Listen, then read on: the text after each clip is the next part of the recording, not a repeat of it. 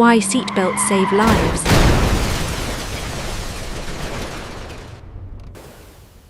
Two cars crash head-on at the same speed. Why does the passenger in the smaller car experience stronger effects than the passenger in the bigger car? Same crash, different effects. Why?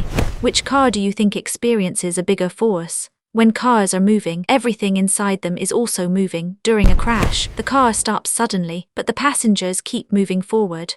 This is why wearing a seatbelt is essential for safety. Inertia, Newton's first law of motion. An object in motion stays in motion unless acted on by an external force. The car stops first, the body stops later.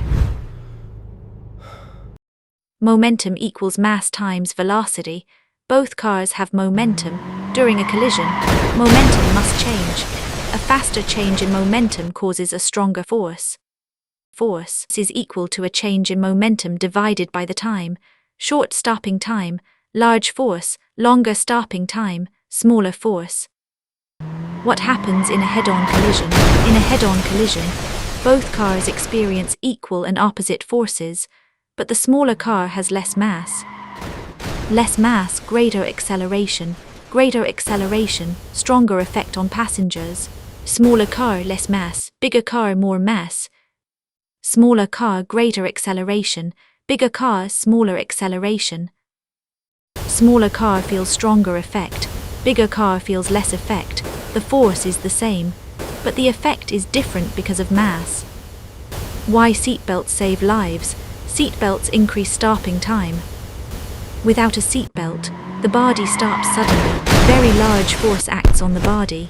With a seatbelt, the body slows down gradually. Force is reduced. Seatbelts reduce force by increasing the time it takes for your body to stop. Collisions involve momentum, smaller mass, bigger acceleration. Seatbelts increase stopping time, smaller force, safer passenger. Seatbelts don't just follow the law, they follow the laws of physics. What other safety device should we explain using physics?